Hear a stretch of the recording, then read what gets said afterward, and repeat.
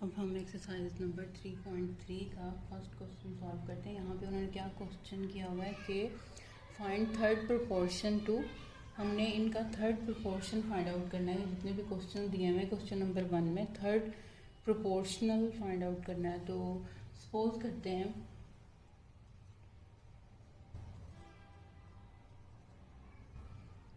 हमने सपोज किया जो थर्ड प्रोपोर्शन है ना वो x है,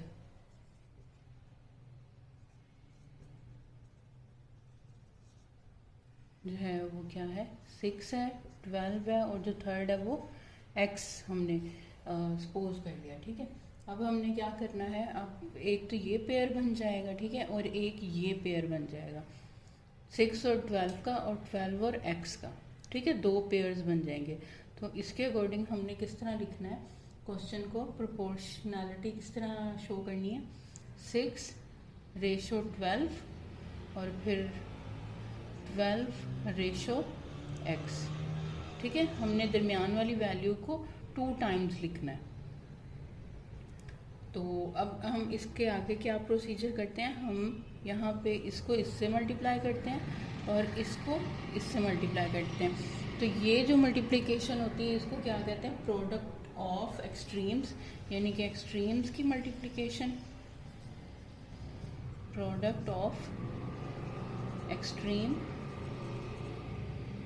और इज इक्वल टू है किसके, प्रोडक्ट ऑफ मीन्स।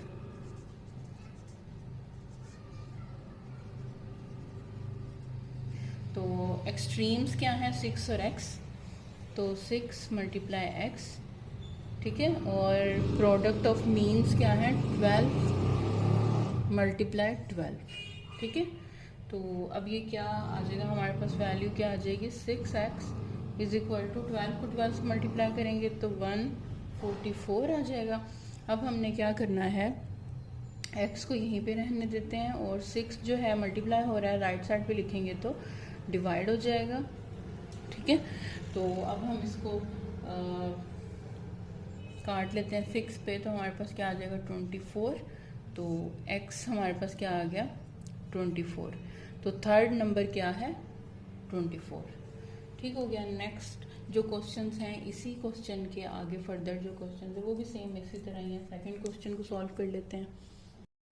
अब हम ये जो हेडिंग्स हैं इनको इसी तरह ही रहने देते हैं, क्योंकि हेडिंग्स तो इनमें सेम ही रहनी है, हम सिर्फ वैल्यूज़ को रिप्लेस कर लेते हैं। सेकंड क्वेश्चन लिख लेंगे।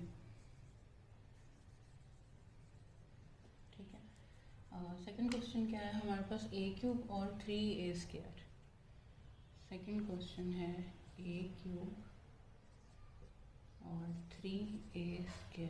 ठीक है, इसके अकॉर्डिंग अब हमने थर्ड जो प्रोपोर्शन क्या बनेगा, a³ 3a² और x। ठीक है, यही इसी को काउंट करना है। और अब प्रोपोर्शनैलिटी ऑर्डर क्या बनेगा, एक पेयर इसका बनना है और फिर एक पेयर इसका बनेगा। तो कैसे लिखना है, a³ रेशो 3a², ठीक है, और फिर 3a² रेशो x। ठीक है, उसके बाद अब हमने इसको इससे मल्टीप्लाई करना है x से, और इसको इससे मल्टीप्लाई करना है। तो लिख लेते हैं प्रोडक्ट ऑफ एक्सट्रीम्स क्या है, a³ मल्टीप्लाई x, और यहाँ पे 3a² मल्टीप्लाई 3a²। तो ये कितना हो जाएगा 9 और a मल्टीप्लाई में जो पावर्स हैं वो प्लस हो जाती हैं। ठीक है, तो पावर्स 2 प्लस हो गए 4 हो गए, और यहाँ पे हमारे पास क्या आ गया xa³। ठीक है, अब हमने क्या करना है, a को हम राइट साइड पे ले जाते हैं, तो मल्टीप्लाई हो रहा है इधर जाके डिवाइड हो जाएगा a³। ठीक हो गया।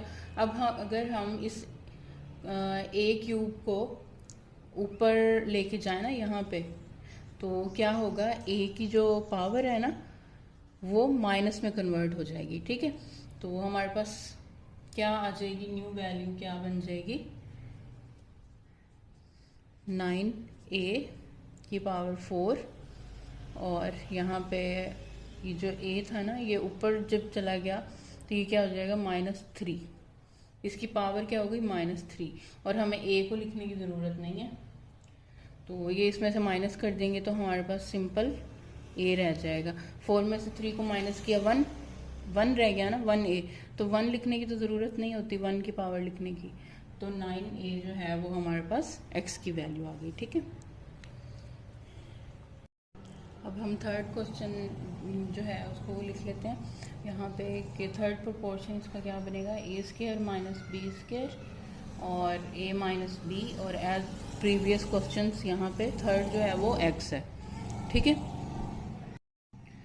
तो अब यहाँ पे क्या करना है हमने, इसको रेशो में किस तरह लिखना है, a² minus b² ratio a minus b. ठीक हो गया, और उसके बाद फिर इन दोनों का पेयर बन जाएगा a minus b ratio x। तो अब हमने इसको इससे मल्टीप्लाई कर देना है और इनको आपस में मल्टीप्लाई कर देना है, तो प्रोडक्ट ऑफ एक्सट्रीम क्या होगा, a² माइनस b² को मल्टीप्लाई किससे करेंगे, x से। ठीक है, और यहाँ पे a माइनस बी और a माइनस बी। ठीक है, इन दोनों को आपस में मल्टीप्लाई कर लेते हैं, या फिर मल्टीप्लाई करने से पहले हम क्या करते हैं, x के साथ ये जो मल्टीप्लाई हो रहा है ना, इसको हम अगर राइट साइड पे ले जाएं तो ये डिवाइड हो जाएगा। ठीक है, तो यहाँ पे आ जाएगा a² माइनस b²। ठीक हो गया, और अगर हम इसका फॉर्मूला ओपन करें a² माइनस b² का, तो वो किस तरह ओपन करते हैं हम, a माइनस बी,